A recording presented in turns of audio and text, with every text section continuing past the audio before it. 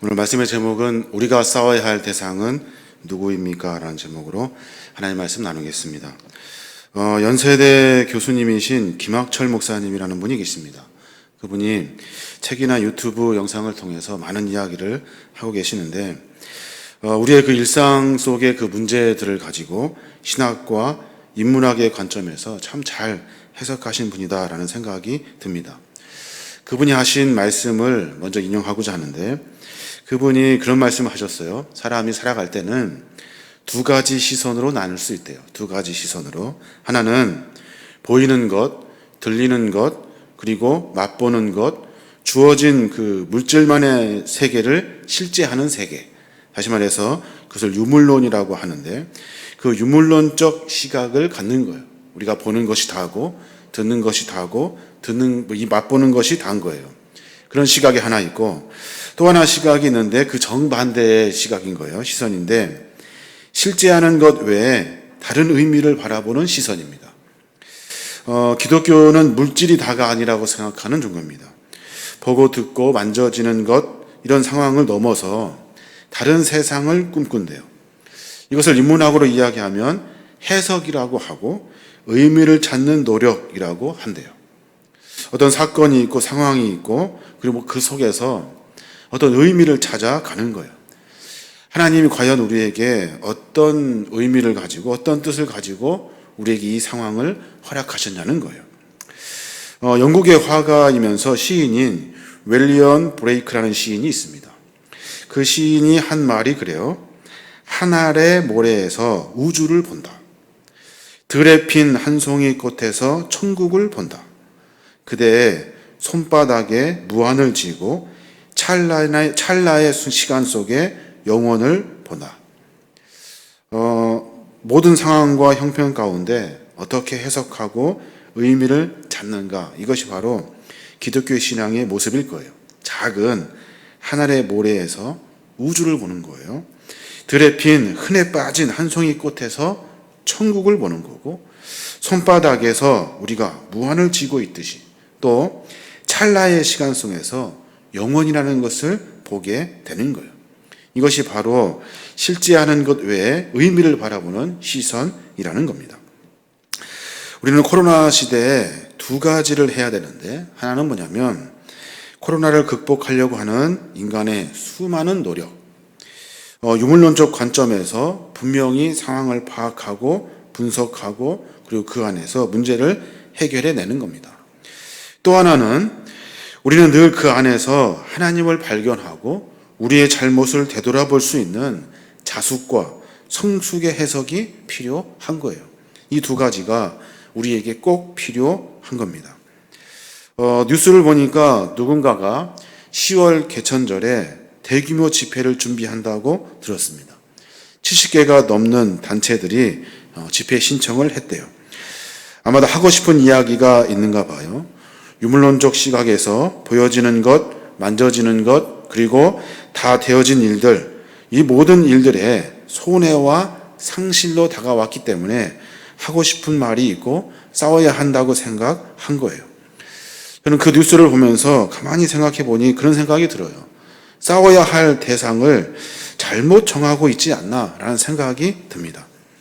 자기 생각을 주장할 수 있습니다. 그러나 코로나 시대 때 지피지기면 백전백승이라는 말이 있듯이 코로나 시대에 무엇이 적인가를 정확히 알아야 우리가 이 일을 극복할 수 있는 거예요.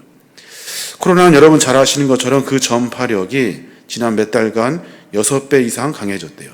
그리고 또 무증상 감염자가 늘어나고 있고 이제는 감염 경로를 알 수 없는 깜깜이 환자들이 계속해서 늘어나고 있다는 거예요. 또 우리로 하여금 모이지 못하게 하고 활동을 자제하라 하신 하나님의 그 기쁜 뜻, 그 뜻을 해석할 수 있고 의미를 찾을 수 있는 내적 성숙의 힘을 길러야 하는 거예요. 하나님이 과연 우리에게 무엇을 요구하시는가? 19세기 그 미국의 그 역사학자이며 철학자이셨던 그 월 듀런트라는 박사님이 계십니다. 그분이 문명의 이야기하는 그 유명한 책을 여러 권 쓰셨는데 거기에 보면 그런 말이 있어요. 거대 문명은 외부에 의해 정복당하기 전에 내부로부터 먼저 무너진다고 말합니다. 거대한 문명은 외부에 의해 정복당하는 것이 아니라 내부에 의해서 먼저 무너진대요. 동지가 되어서 서로 힘을 합쳐야 되는데 서로 적으로 간주해서 싸우면 다 같이 망하게 되는 거예요.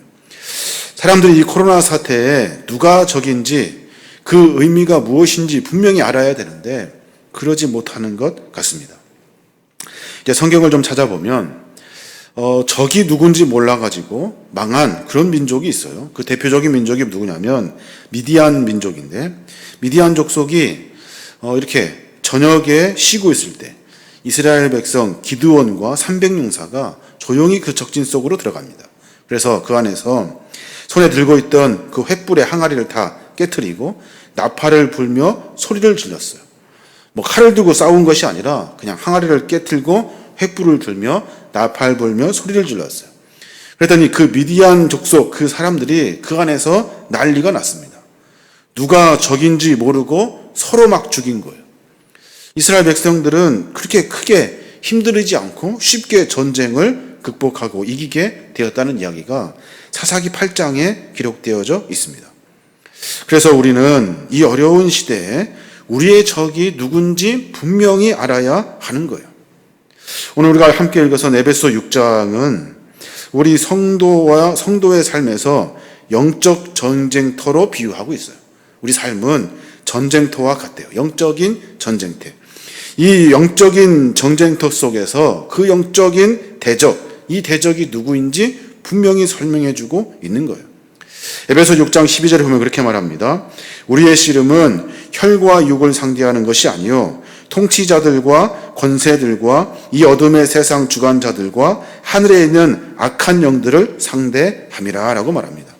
현대어 성경을 읽어보면 조금 더 쉬운데 우리는 사람을 대항하며 싸우는 것이 아니라 하늘과 이 어두운 세상을 지배하고 있는 악한 영들인 마귀를 대항하며 싸우고 있습니다.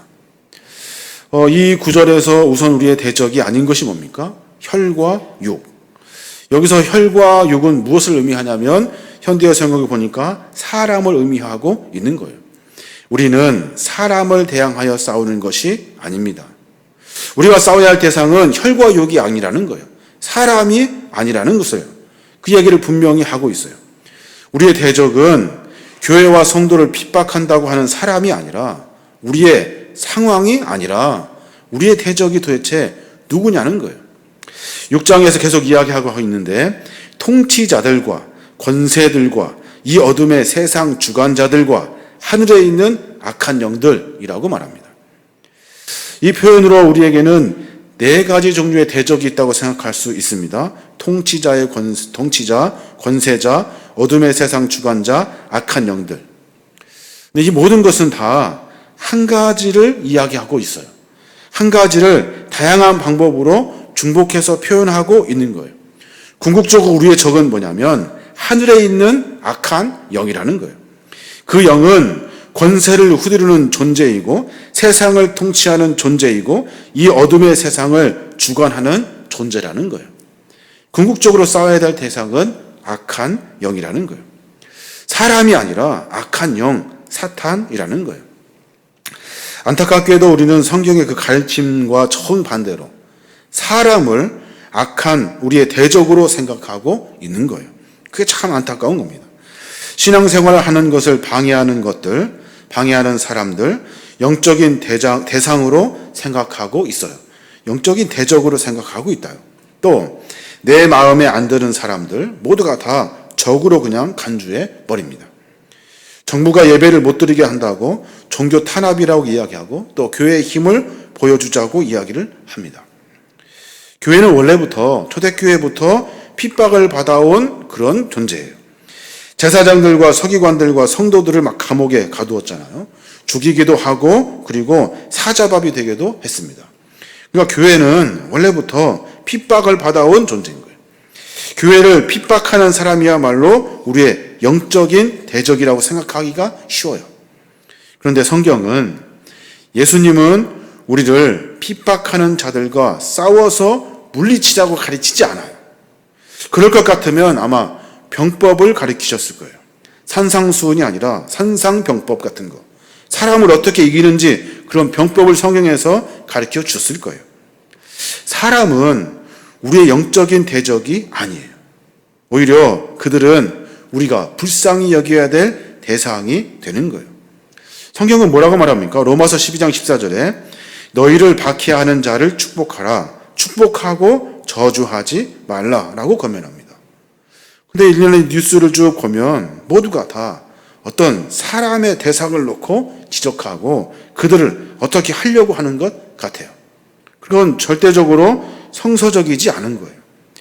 예수님께서 십자가에 못 박히시기 전에 겟세마네 동산에서 기도하셨잖아요. 그때 군병들이 막 쳐들어와가지고 예수님을 막 체포합니다.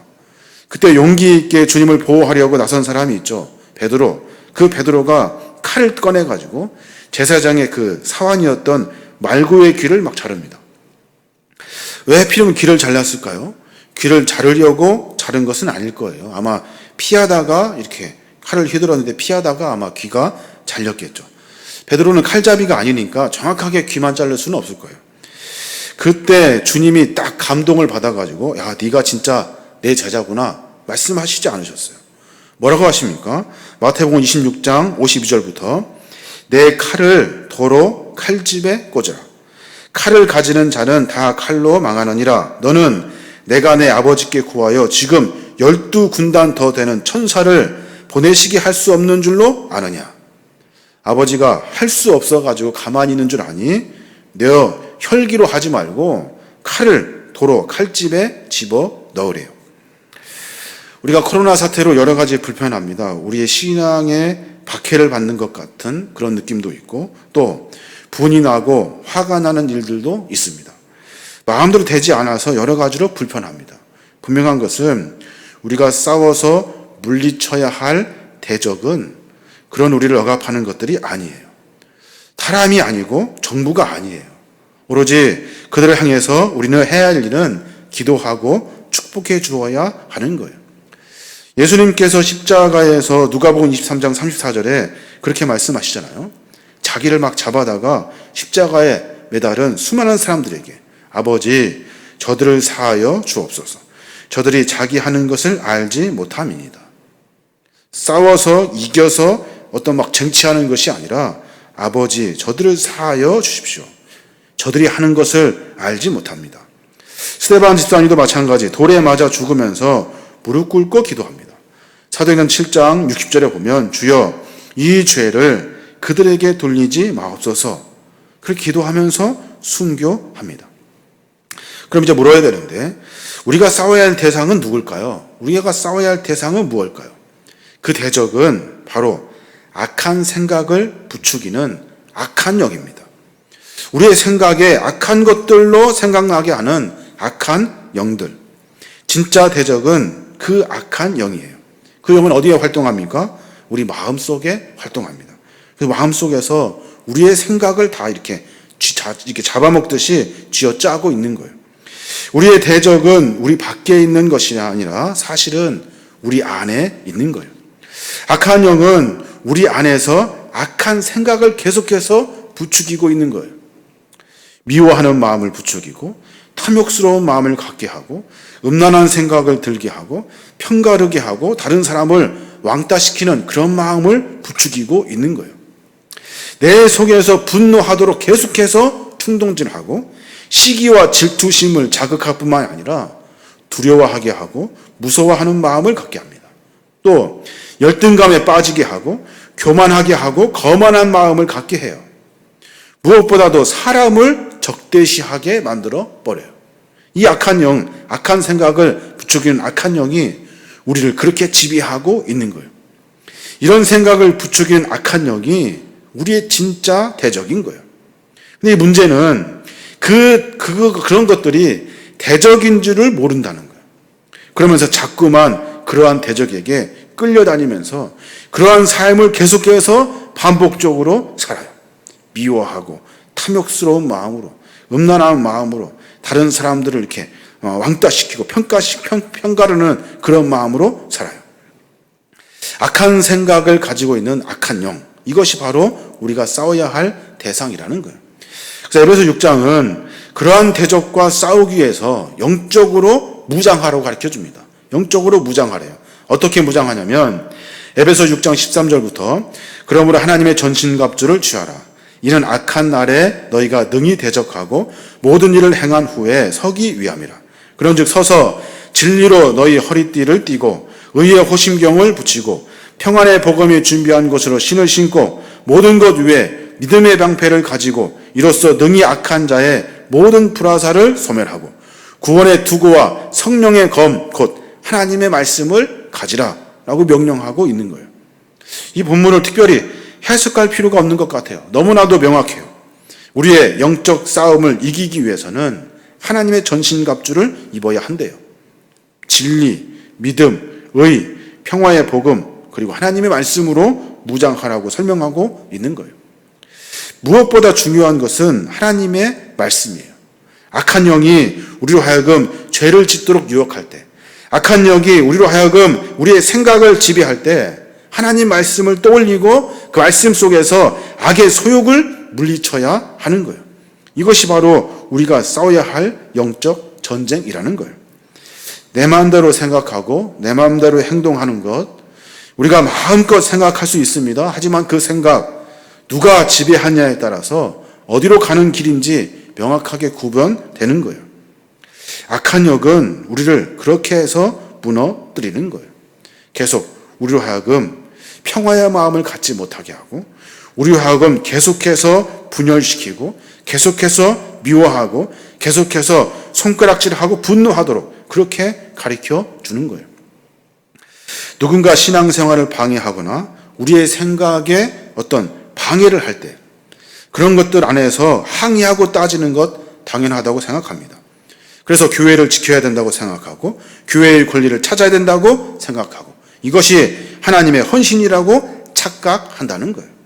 근데 가만히 생각해 보십시오. 무엇이 우리 생각인지 아니면 무엇이 하나님의 생각인지 하나님의 뜻인지 분별할 수 있어야 하는 거예요. 지금 이 시대를 우리가 살고 있는데 이 시대는 교회가 부당하게 비난을 받고 피해를 당하는 시대입니다. 어쩌면 우리가 이 시대 가운데 시련이라면 시련인 거예요.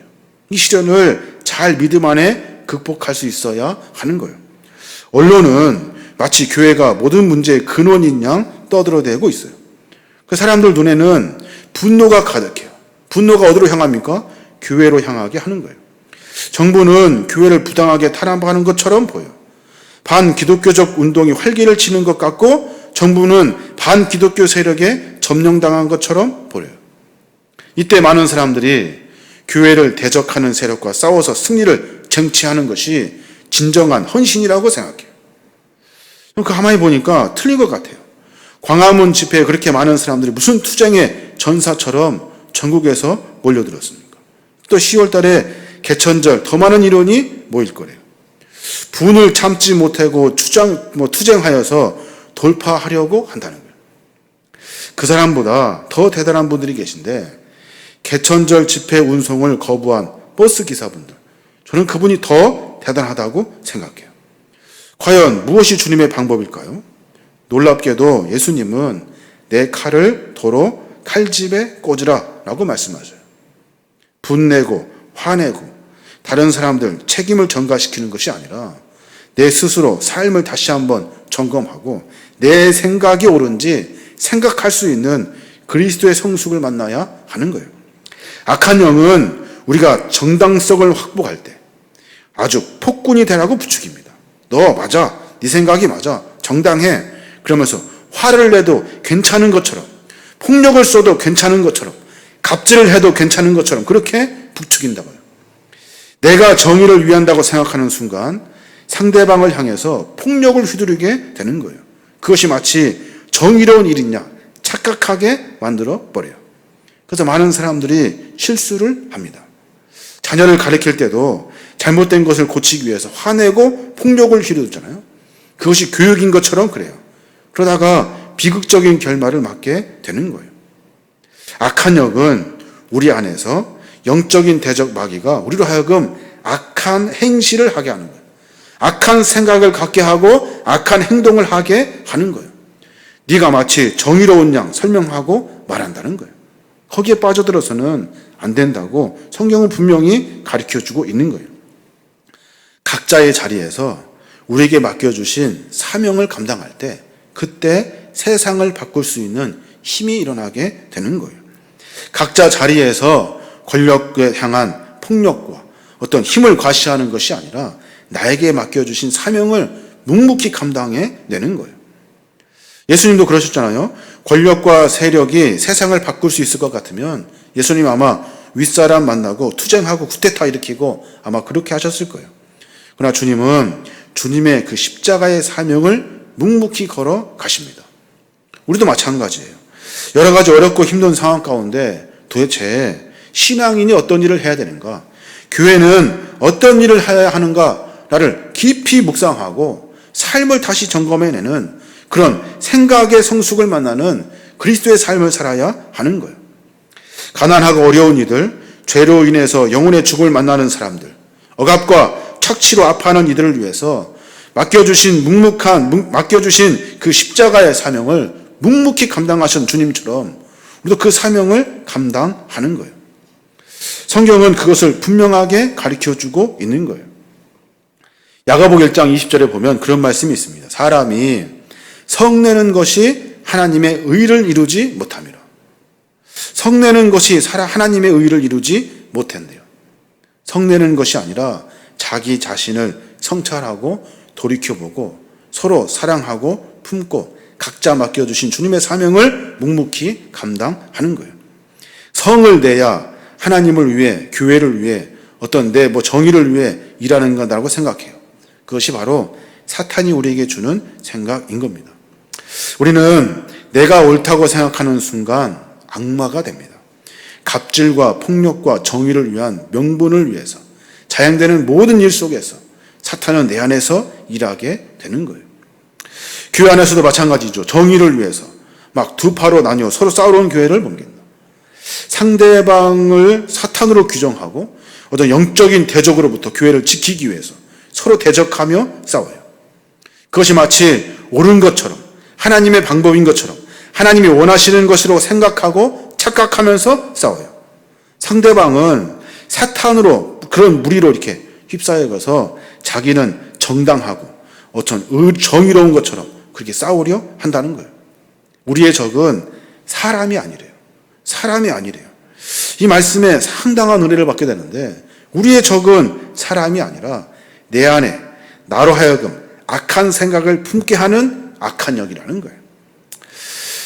우리가 매 순간 살아가면서 하나님이 우리에게 허락해 주신 것은 하나님 안에서 참 사랑과 평화를 만나는 거예요. 그래서 평화를 위해서 부르신 주님의 부름에 정면으로 대적하는 것이 아니라 매번 매 순간마다 선한 목적을 이루기 위해서 매번 악한 영과 무한히 싸우면서 참고 이기며 내 삶을 만들어 가는 거예요. 그 안에는 어떤 것이 있습니까? 그 안에는 인자함이 있고 온유함이 있고 사랑이 있고 포용이 있고 너그러움이 있고 그리고 평화가 있는 거예요. 그런 삶은 하나님 나라를 만들어가는 귀한 원동력이 되는 거예요. 하나님께서는 우리가 하나님과 원수되었을 때 우리를 공격하지 않으셔요. 원수되었을 때 원수니까 죽일 수 있잖아요. 그냥 막 공격할 수 있잖아요. 그렇지 않으셔요. 우리를 대적하지 않으시고 어떻게 하셨어요? 자기 아들을 내어 주신 거예요. 우리는 주님으로부터 한없는 용서를 받은 사람이에요. 이게 바로 하나님의 사랑이라는 겁니다. 사랑하는 기름교회 성도 여러분, 코로나로 모두가 다 힘들어하고 있습니다. 답답해하고 있고 어렵고 힘든 시간을 보내고 있습니다. 이 어려운 시기 때 스물스물 서서히 올라오는 것은 무엇이냐면 책임입니다. 너 때문에 그렇다고 하면서 서로 손가락질 하는 거예요. 그러지 말고 각자 자리에서 하나님이 나에게 맡겨주신 사명을 묵묵히 감당하는 거예요. 미워하고 손가락질하고 투쟁하면서 사람과 사람끼리 적대시하며 싸우는 것이 아니라 하나님의 사랑을 서로 보여주고 실천하고 나아가면서 하나님의 나라를 만들어 가는 거예요. 내 안에 악한 생각과 싸워야 되지 내 밖에 있는 다른 사람과 싸울 일이 아닌 거예요. 우리는 상황을 정확히 보는 시선이 필요해요. 그리고 하나님이 우리에게 향하신 선한 뜻이 무엇인지 따르는 성숙한 그리스도인의 시선도 필요해요. 이 두 가지가 우리의 삶을 만들어 가는 거예요. 하나님 나라는 이런 삶의 모습이 조금씩 쌓일 때, 사람들이 그런 마음을 가질 때 완성되는 겁니다.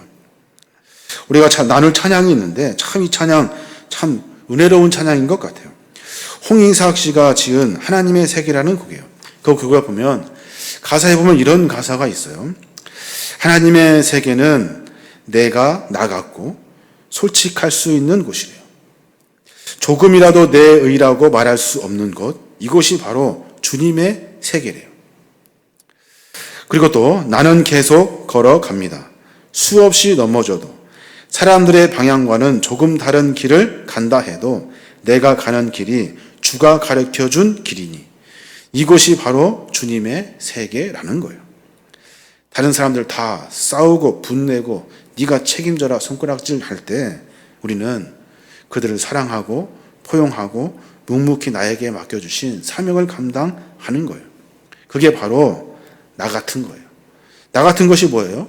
우리를 그리스도 삼으신 하나님의 은혜를 깨닫는 내 자신의 고백이 되는 거예요. 나같이 솔직할 수 있는 것, 내가 그리스도이라는 것을 드러낼 수 있는 것, 내가 하는 모든 것이 하나님의 의가 되는 것, 이게 바로 하나님 나라라는 겁니다. 오늘 마지막으로 이 찬양 같이 묵상으로 들으면서 가사 한 절 한 절에 우리의 삶의 모습을 조금 되돌아봤으면 좋겠습니다. 서로 싸우려고 했던 것들 평화의 도구로 다시 바꾸어내고 너 책임이라고 너 때문이라고 이야기했던 그 손가락을 조금 내려 내 안에 있는 악한 영과 싸울 준비를 그리고 이겨야 되는 거룩한 사명을 감당할 수 있는 성숙한 그리스도인이 되시길 바랍니다.